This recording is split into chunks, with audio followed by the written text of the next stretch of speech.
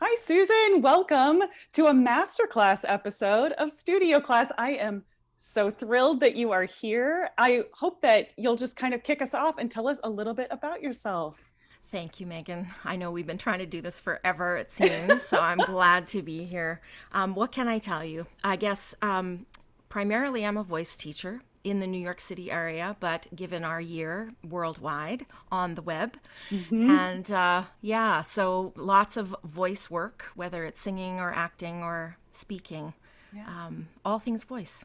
All things voice. I love that as your tagline. I definitely I see that and associate that with you. So I am so excited that you're here. And as someone who has also taught voice, one of the things that I started with this podcast is I start the podcast in a way that I started my voice lessons. And I would always ask my students to tell me an intention that they have. So I ask my masterclass episodes to tell us what is an intention that you are keeping for yourself at this moment? I think the biggest one is staying present, Mm, hmm. grounded and present. Yes, yes. Can you That's my say big one.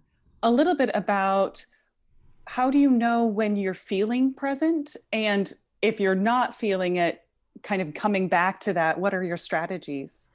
Well, I think for me, because I wear so many hats, or there are many facets, as you are aware too, Hmm. that the mind can start to dart, or it can start to think too far ahead. And I think as artists, our tendency is to do that as well. Hmm. And so that's when I know I'm not present, is when I'm thinking too far ahead, or I'm Hmm. rewinding, wondering what if. Yeah, So the breath brings me right back to present. that's great. Yeah, have a Yeah. meditation practice that I've been using daily for several years now, Oh, that's and it wonderful. makes a huge difference. Was meditation something that you came to earlier in your life, or what was that process like for you? I did, but I didn't use it on a regular basis, Hmm. Hmm.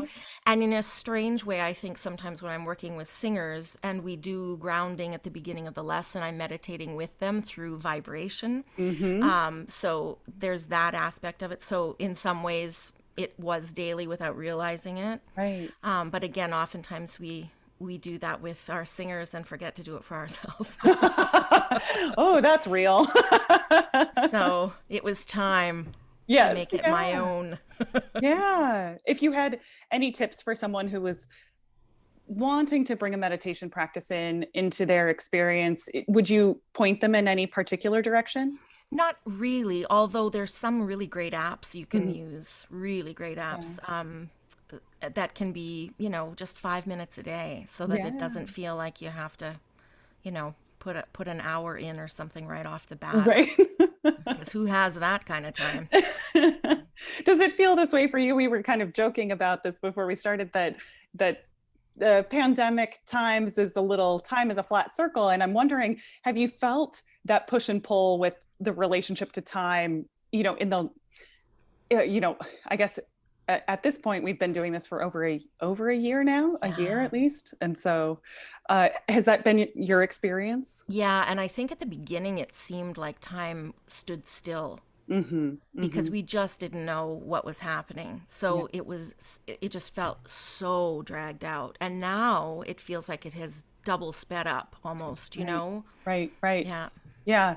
I'm finding that in each facet of my life there's just different speeds for things, and so many of them have felt very condensing. And I think if non-musicians think that maybe our lives are still very blank, our calendars are blank in a certain way, and I'm just like, no, I don't think that's the case. We're No. always finding ways, and I've seen so many of our colleagues finding ways to keep themselves engaged with their music making practice in in just fascinating ways.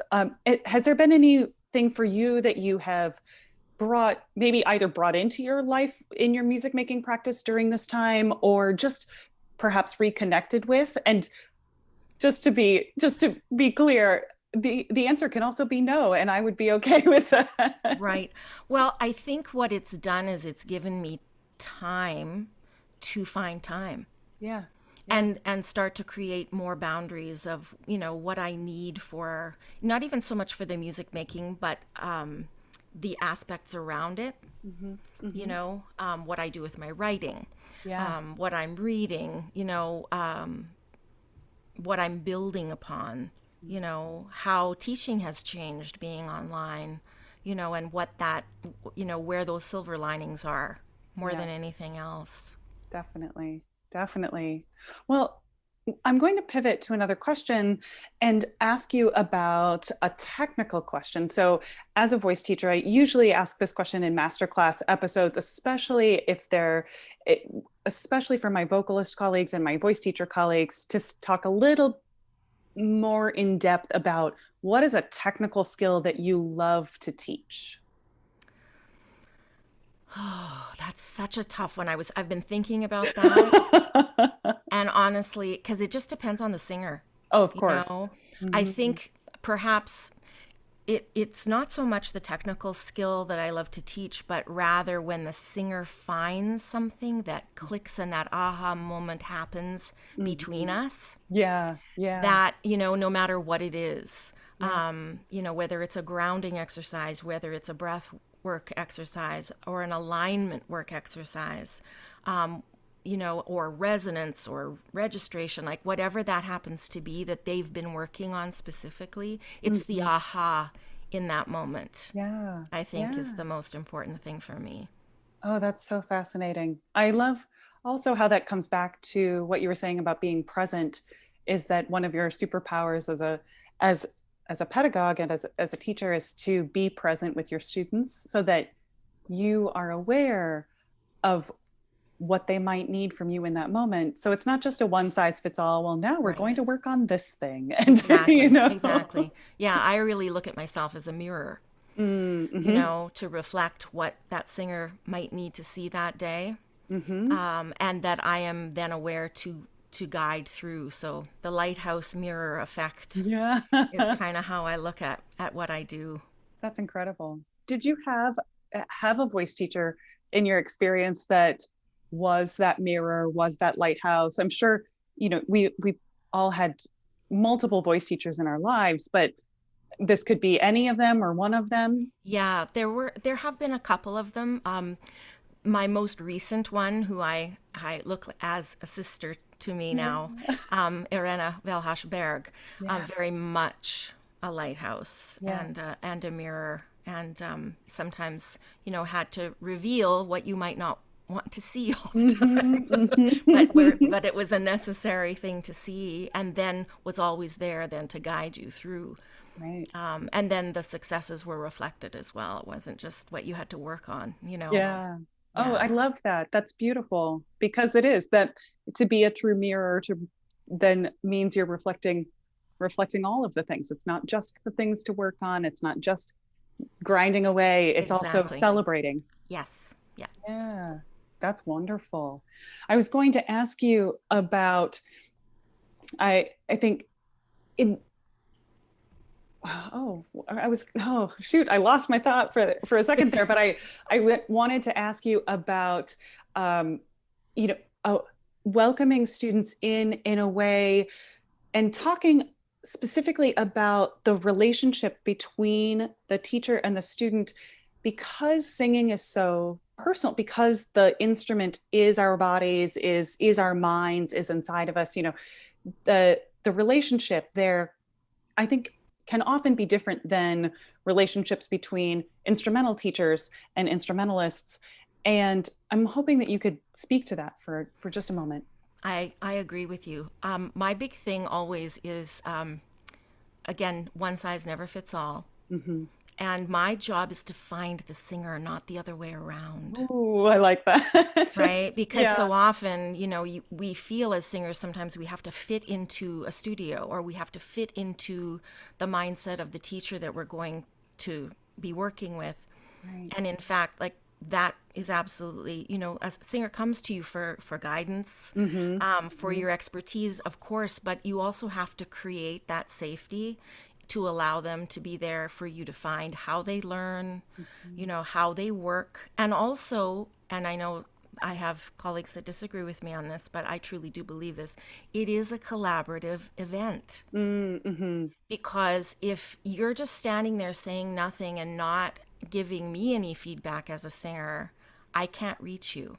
Mm-hmm. Mm-hmm. Right. So the collaboration still has to occur between singer and teacher in order for the work to happen in the in between.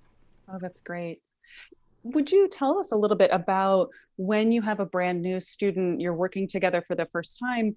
What are some of the things that you do to help generate that kind of environment where it feels collaborative, it feels trusting? I start with having online right now, but actually Mhm. online, even in person. We do a little consultation conversation. We don't even sing. We Great. just Yeah. get online on Zoom and we talk, Yeah. just to kind of, feel out the energy, right? Yeah. And Yeah. and so that they don't feel any obligation, that they have to be somewhere or be something. And even after that conversation, they're not obligated to then say, yes, I'm going to study with you. Yeah. So that it gives us both permission to kind of explore. Hmm. Because I think ultimately, for me anyway, it's the energy Yeah. that needs to click. Hmm. I don't care where you are vocally, Yeah. in the sense that you must only be, XYZ, for me to work with you. Not at all. I want to find out if that energy is compatible. Mm-hmm. And if that's the case and that singer feels comfortable as well, because they need to, there's part of the collaboration, Yeah. then when they come into the space, we begin by grounding. And I Hmm. sort of have different pillars that I talk about, Yeah. in just, I guess, doing diagnostic work, not diagnostic work in wearing a white coat and having a clipboard at But it my would be great if you side. just role played one lesson, just like this is I the white know, coat lesson. exactly. Looking over my glasses, Yeah. right? But we just start to, because always singing in front of someone new, no matter, even for us, I Yeah. mean, that's nerve-wracking. Oh, 100%. Yeah. So we want to get them grounded first, Mhm. and just start to make some vibration and create some vibration with the breath and get into the body a little bit so they start to feel settled. And then gradually we just start to explore, what is that voice doing, Yeah. without value judgment, Hmm. Hmm. so Hmm. I can kind of find out, what's there and where do we begin. Yeah. I found that I love what you said about the value judgment. I found in singing contemporary classical music, one of the things that was part of that path for me was realizing that there are no good and bad sounds. There's the sound you mean to make, and there's the sound you don't mean to make. And that really helped me bring some students on board as I was working with them. And I'm wondering if you could talk about that situation, helping students be their voice, and not having so many value judgments on their sounds. I talk about the voice in third person Mm-hmm. because we as singers, we cannot stand up and walk away from the keyboard, like, or set the violin down or Right, right. whatever. It goes with us. And that's part of the neuroses because what we're doing is all intangible, Mm-hmm. right? Mm-hmm. Breath you can't Mm-hmm. see, vibration you can't see, and muscles you can't see. So voila, something's wrong with my voice. And in fact, if we allow that voice to have her own or his own personality, because Mm-hmm. she does, Yeah. then my goal is to say, what's she trying to tell you?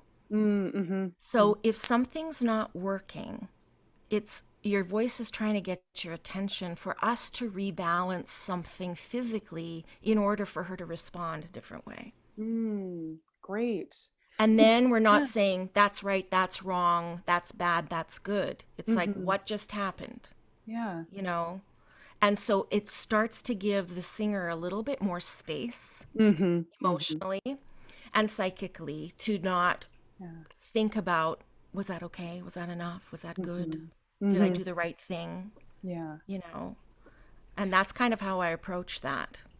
That's great. I'm wondering, for those of us that have been in voice lessons for a long time, would you, without giving away any specifics, kind of give us an example of what that might be like? I think most of our, listeners here in studio class are familiar with, voice lessons, vocal technique, that kind of thing. So you can feel free to pick an area if you wanted to. Sure. So why don't, like, even if we're just talking about registration, Mm-hmm. you know, and going through little shift points in the registration where it might get tight, or Mm, you might, hit a speed bump and it's not as smooth if you're doing a slide or a portamenti or something like that. mm-hmm. And right away, the consciousness can say, oh, that was bad or that was wrong. And it's like, no, Mm-hmm. the vibration, your voice just told you it's stiff. Yeah, yeah. The voice is not stiff, the physicality is stiff. Right, right. So, how can we realign the breath flow and start to stretch the muscles or, lengthen the mucosa a little bit, or if the fascia is a little bit tight? What can we do then as an exercise to physicalize that release? And oh, look, she just responded differently. Right, right. As opposed to saying, oh God, here comes Passaggio. You know, we I know love it's that it's like a coming. Mean Girls situation where you're like, we don't talk to her anymore. Yeah, exactly. No. Exactly. She's going to fight me on this one. Yeah. Well, and even just seeing the way with your body language when we said, oh, when moving through Passaggio and you said a road bump, and I love that where even the body language there when you feeling that value judgment, pulling back, tightening up a little bit, That's right. and we can kind of get used to that and start to, if you're having a conversation in your head about what's going on and making a value judgment, you might not be quite as aware of how your body's responding to the value judgment as it is Exactly. hopefully responding to what you're wanting to experience with more freedom, more easy vibration. So Exactly. I think, I'm sure you help your students gently recognize when they might be responding to their own self-talk. Yes, which does definitely physicalize, Mm-hmm. And again, it doesn't always Mm-hmm. as visually as it needs to be sometimes, but as you get to know, I mean, that's the idea. As a teacher, I feel like that's how I learn to figure out how they learn and how Mm-hmm. they respond. So again, I'm mirroring that second Mm-hmm. set of eyes to say, did you feel what just happened physically? And Mm-hmm. often they don't. Yeah. And it's okay, forget the sound now. Mm-hmm. Forget what we just did. Now put the consciousness wherever I might have seen it. Yeah. You Mm-hmm. know? Mm-hmm. And if I am aware then of, okay, when, there's a shortening in from sternum to the shoulder girdle, do I know where that's tightening in another place? Because Mm-hmm. oftentimes, there's a pulley somewhere that's Yeah. not releasing, and so that's my job Sure. to then say, okay, what did you sense? Because Mm-hmm. they might not be sensing what I see, they might be sensing the other thing.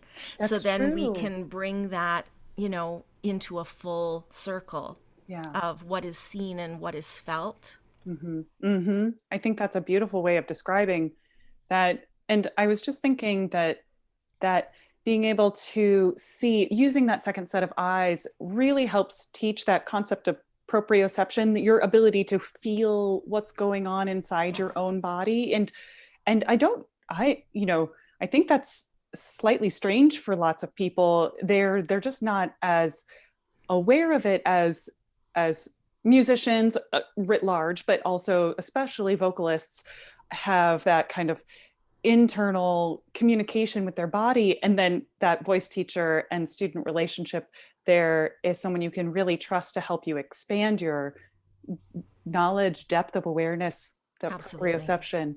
And Yeah. i love I love that you're building those relationships with your students so that they can trust you and you trust them, and you're saying, I'm here for you. And Yeah. I mean, that's why I think, we get those phrases where like voice teachers are like therapists sometimes. I think that's where the some of that starts to come out, is Yeah. because there's such a deep trust there. So Yeah. Yeah. And I don't take that lightly. mm-mm. That is sacred to me, Oh, that totally. trust. Yeah. Yeah. Yeah. That's great.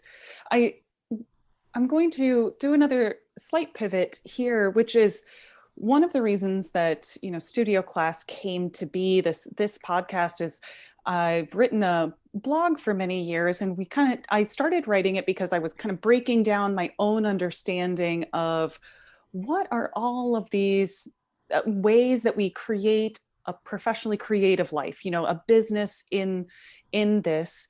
And there's so many ways to do it Mm. that I think sometimes it can be overwhelming. And that's the tack that I took, was to just break it down into these super small things that I call micro actions. I love it. And I just was, and it was just a way for me to feel like earlier in my life, I was working 40 hours in an office and singing lots of gigs and doing that. And I needed to know that I could do just one thing to kind of move my career forward every day. I felt like I was on the quote unquote the path. And I'm wondering if you could talk a little bit about perhaps your own micro actions that you've noticed, and anytime you've talked with students about micro actions, if something like that comes up for you, I'd love to hear more about it. That's a really interesting way of approaching that. And I think what I do with singers, I'll go backwards, is I actually break up the technical development Mm-hmm. within a practice, Mm-hmm. so that, because, and we were saying this before came on air, Mm-hmm. who's got an hour? Yeah, right. Like, even now, and oftentimes it's like an all or nothing proposition, isn't it? If Mm-hmm. I need to find an hour to practice, that's not going to happen, so I won't practice. Right, And right, then you beat yourself up because you didn't practice. So there's that lovely little spin around. right. So, breaking up the practice, recognizing that you're creating behavior through technique, Yeah. allows you to access certain behaviors at different times of day, doing Mm-hmm. different things. It doesn't mean you have to suddenly go, and now I'm practicing, Yes. because that's not necessarily the way it's going to go. Mm-hmm. So, if you're just swamped, what do you start with? And I mean, for me, it's, can you align your body? Mm-hmm. Mm-hmm. Are you exhaling? Mm-hmm. Like, let's not even talk about making sound. Let's just see, can you align the body and feel the space within it as you exhale? Mm-hmm. You've practiced. So Right. that's a Right. little bit of a micro I shift love as that. well. And Yeah. oftentimes what happens then, as we know, it's like going to the gym, just Yep. getting your butt there. Yeah. Once you're there, Right. then it's okay, but it's getting there. And so sometimes I find these things can be effective in just getting us there. Mm-hmm. To say, okay, I don't have time to keep going right now, but I'm energized with this. I'm going to pick this up again when I've got time in 3 hours or whatever, Yeah. you Yeah. know? Yeah. And I find I do that with my own, with my own work too. Right. Not just with working with singers, but whether it's, working on some music for myself just because, Yeah. or if I'm writing or researching or, you Right. know, What I'm definitely going to take away from that too is also that you can feel like you are in it, especially if you're placing those musical moments or that musical attention and awareness throughout your day, maybe helps you stay a little more connected to your musical self. And yes, so even if you do other things, you might have family obligations, you might have other work or income obligations, and even in those you can find a way to connect with your singer self, your musical self, and just say, oh well, I'm thinking about the breath, I'm thinking about alignment, I'm thinking about, I'm just staying open and aware to sounds that I'm hearing. I might be thinking like audiating certain things. and exactly. then and then I just love that that's like a little gift you can give yourself to stay in your musical side even when your life might be very full. Exactly. Yes, or you're just fatigued. I mean, you can be lying in bed Yeah. and align, Yeah. and fall asleep knowing that, I can sense that alignment in my body, Mm-hmm. Mm-hmm. and know that that's still connected to that Yeah, artistic and singer self. it's Because, beautiful. then we're not dropping out and saying, okay, now I am a singer. No, Mm-hmm. Mm-hmm. you are a singer, you are an artist, regardless of what you are doing. Right. I heard someone jokingly, way back in the day, jokingly respond to a question about, I think this might have been in a masterclass, drinking dairy or something like that. And they said, oh, well, no, I don't think about that because I personally need to just be ready to perform at any moment. I want to, I want to stay away from adding too many checklist things that tell me now it's okay to make sound. And that's similar. I want to be Yes. fully aware of the fact that everybody needs whatever they need, but maybe being aware of not adding too many things before you say, okay, now I can make sound. Now Yes. I'm allowed. Yes. Mm-hmm. I like that. Yeah.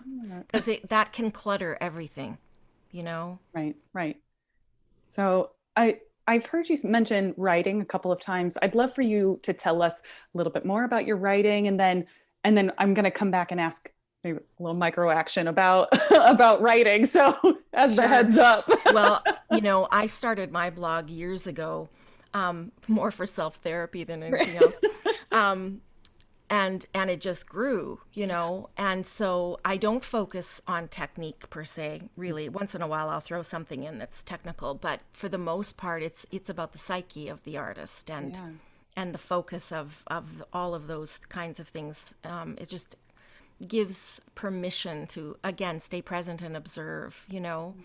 And so that's been happening for years and years and years, and so I'm finally creating some semblance of book form.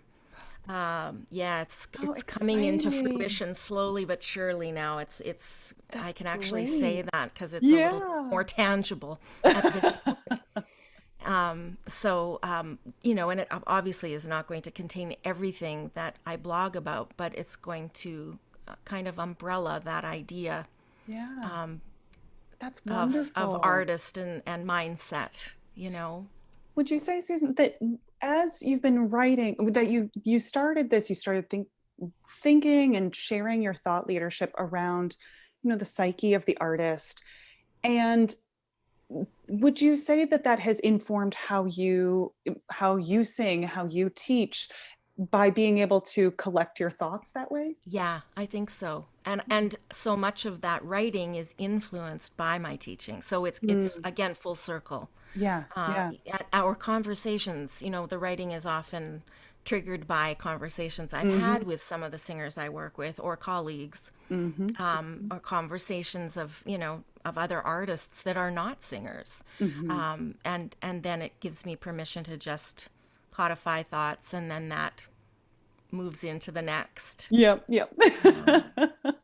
Well, and then also being able to share, you're having these experiences, and we've already talked about, I think there's immense power in that one-to-one relationship, but I love that you've also brought in these other ways to make your thoughts and also those conversations more available, accessible to people who are looking for that kind of information from a trusted source like yourself. I think about access quite a bit, and growing up in the Midwest and feeling like sometimes I've lived in places where I felt quote unquote far away from things, and I think there's a beauty in the internet and being able to share our thoughts the way that we can in this day and age, that that is just helpful because of access reasons. And I'm sure you've probably had some experiences where you might have found yourself feeling outside of a group or outside of knowledge.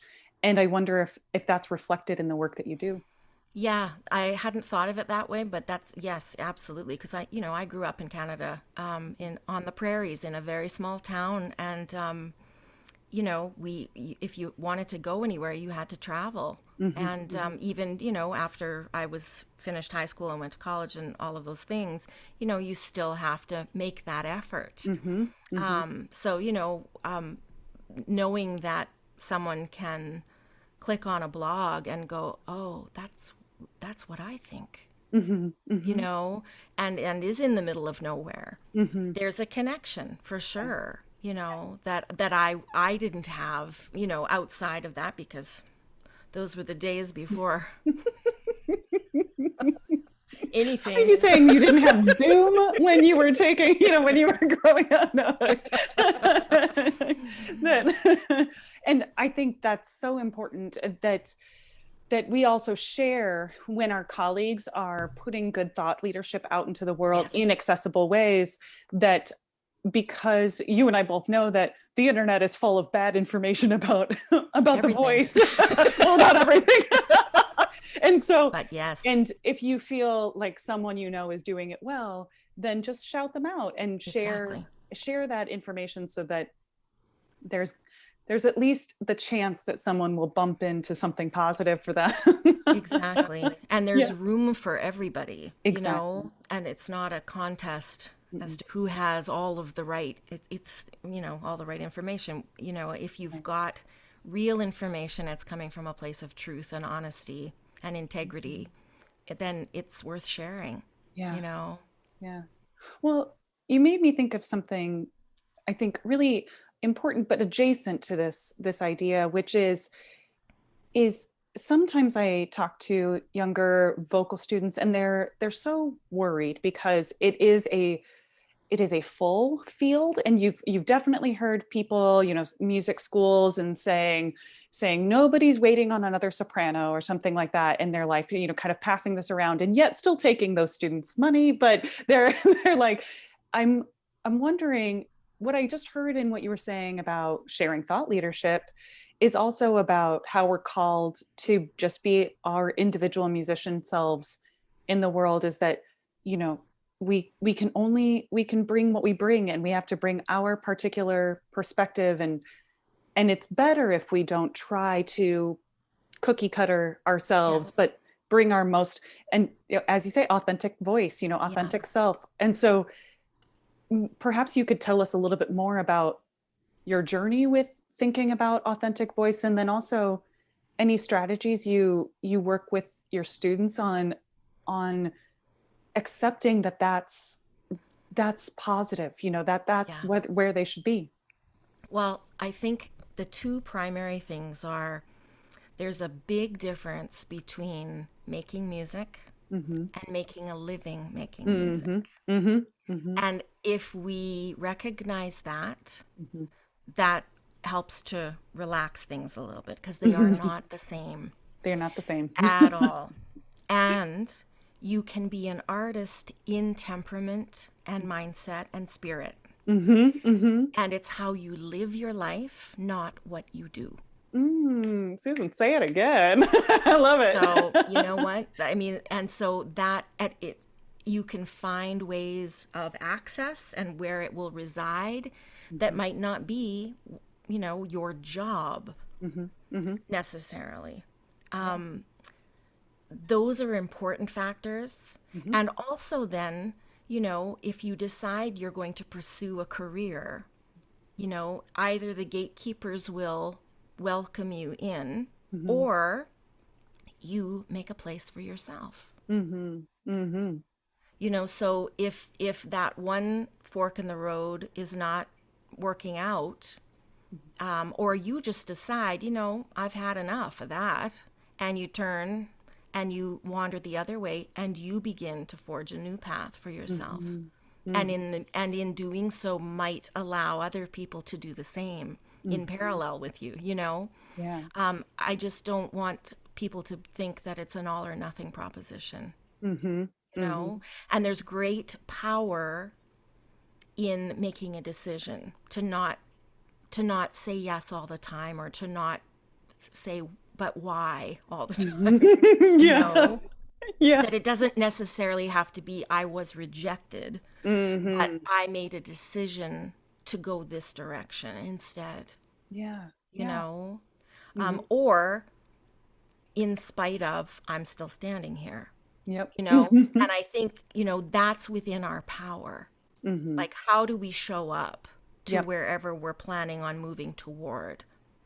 Fair. That Mm. that to me is more important than anything because there are no guarantees with anything, There are no you guarantees. know. But are you ready? Because that's the worst thing. So if you say you want to have a career, but you're not ready, and then all of a sudden someone opens the door and says, "Yeah, please come in." and you have a panic attack because you're not ready to walk through the door. That's Mm-hmm. horrifying to Right. watch, Right. you Right.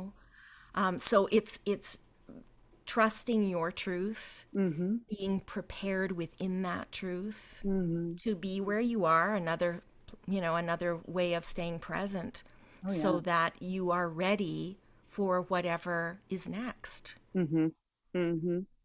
And I think asking yourself the questions about what makes me come alive in music, Yes. where do I want to put my energies? You're going, it's, these are um, time intensive, resource intensive ways of living. And so you have to ask yourself, where do I want to spend that? I think, and Exactly. and then just keep following. I think the doors will always you'll find yourself looking at Yeah, another open door and you'll go, exactly. oh, this one. Oh, how about that one? you Yeah, know yeah. And everything begets what comes next, right? I mean, if mm-hmm. that didn't happen, that one wouldn't have opened up, Mm-hmm. you know? So, or when I decided no to that and turned away, what opened up, you Exactly. know? And I Exactly. think, I see that there, it's hard, I know, because our journey is so unique. Mm-hmm. And on one hand, that's the most miraculous thing about what we do, I think. And on the other hand, unfortunately, you can't predict. Mm-hmm. Mm-hmm. If you go to med school, you become a doctor. Yep. You know, and but as an artist and as a performer, that we don't have that surety. Mm-hmm. But I think, through this year, perhaps more than anything, it's made us very aware, or could, if we've been paying attention, that nothing is for sure at Mm-hmm. all.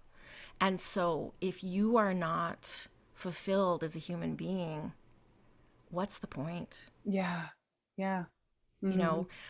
And I mean, I never fit, Mm-hmm. ever. It was always, we don't know what to do with you. We we just don't don't know know what what to to do with do you. with You you. know? And so, it was difficult mm-hmm. because my path did not move the way I thought it should have. Yeah. Yeah. And so then you have to just recalibrate, Mm-hmm.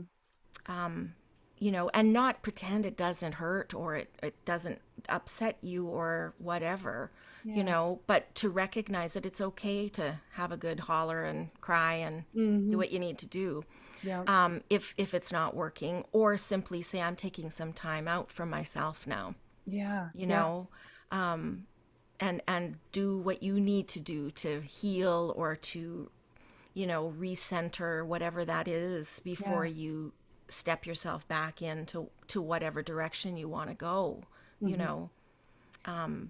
And I think that's the big thing, the boxes are there for the people who create the boxes, not for the artists that they're trying to shove and fit into them. Mhm. As much as it seems like it might be the other way around Yep. sometimes, it's not. The boxes are there for those who create the boxes. And I I understand that this is personal, and so please feel free to share just whatever feels right to you. But when you said, and I didn't fit there, would you would you share a little bit more about what that took from you to choose to keep going in that way? Did you feel a conviction about who you wanted to be, where you wanted to go, that kind of kept you going? Was there a mentor? Was there something?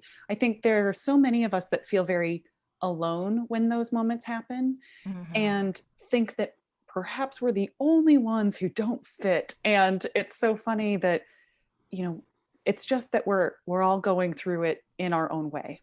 Yeah, yeah. I mean, and it has to be that way. Mm-hmm. And I think too, there's that.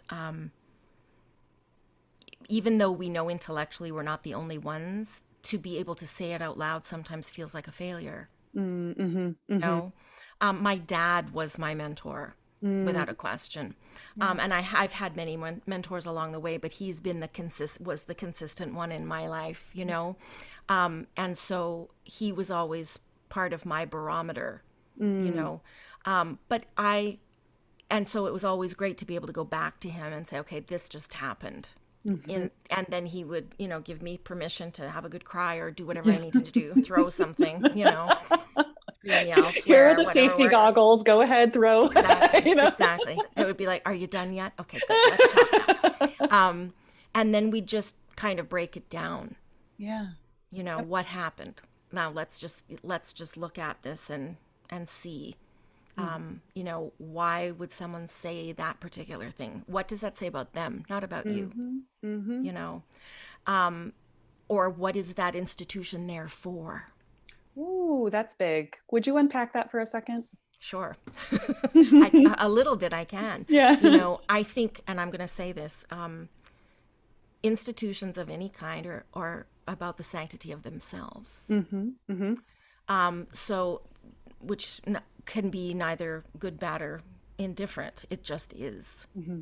So, we are, whether you're a student walking into a university setting or a singer auditioning for a house or a theater company or whatever, we are part of the equipment. Mm-hmm.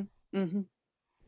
Now, it doesn't mean you're not going to meet people along the way that will mentor you and you are going to feel cherished and loved and looked after. Definitely. But if we look at that as more of what the reaction we might get that is not maybe positive towards us, has more to about, it says more about the person saying it and the institution that they represent. Mm-hmm.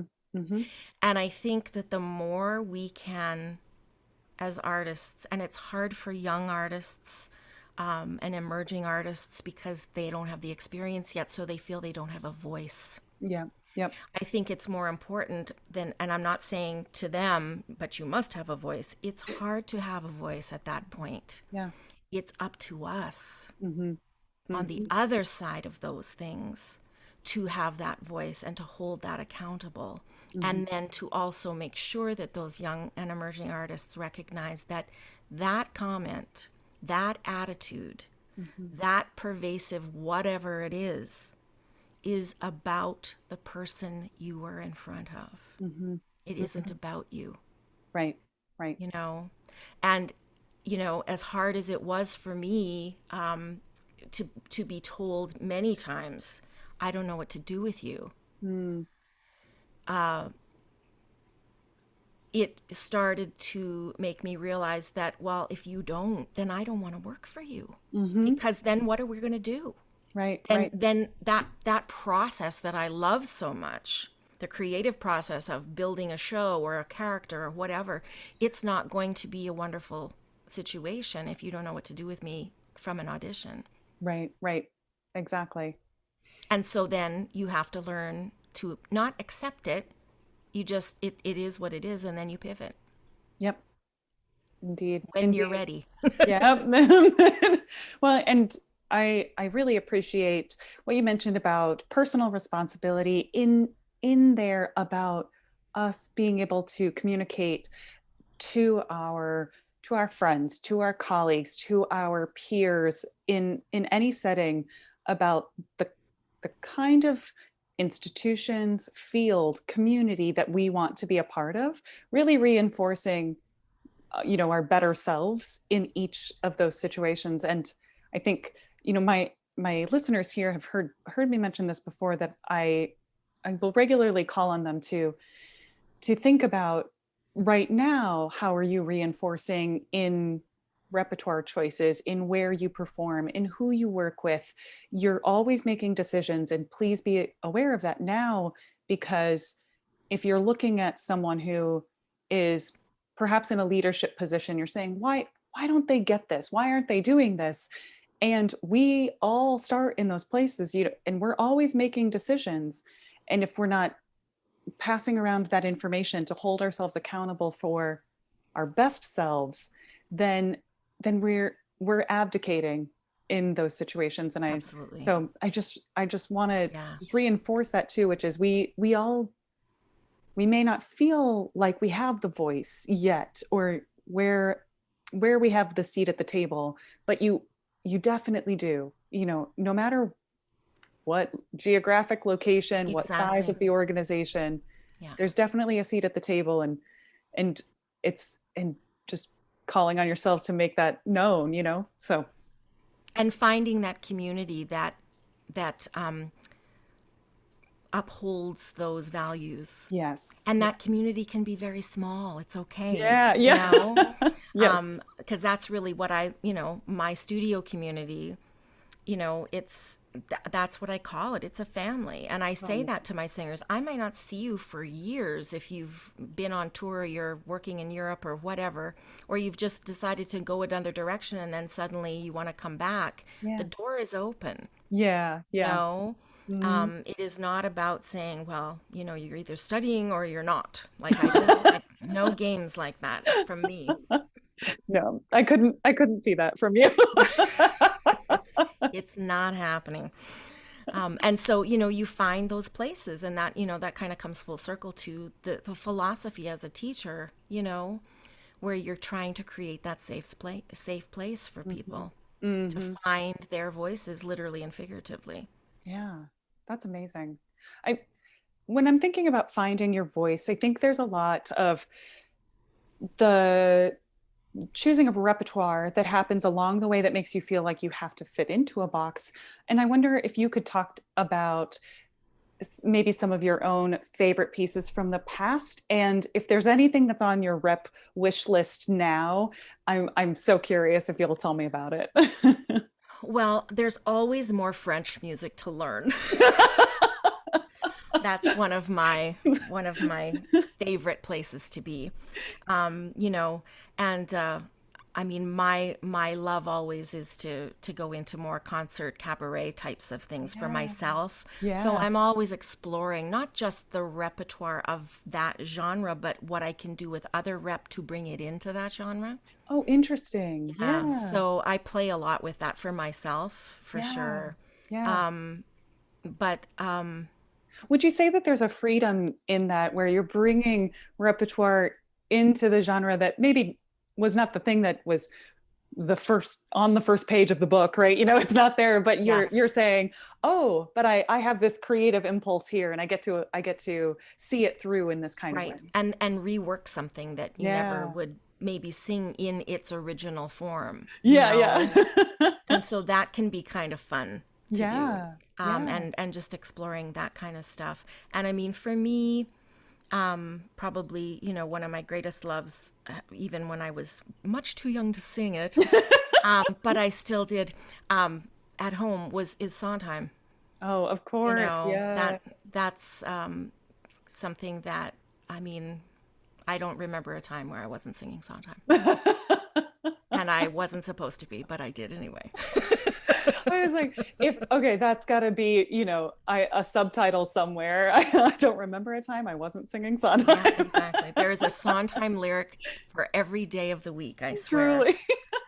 I definitely follow a Sondheim bot on Twitter that just reminds me of the greatness of Sondheim every once in a while. And I'm Indeed. like, I oh God, I know. do love that song. Yeah, exactly. Exactly. So I think that in that power, we were kind of talking about creativity and allowing yourself kind of permission to explore things. Mm, One of the other things that I find to be a superpower is curiosity at its kind of yes. core.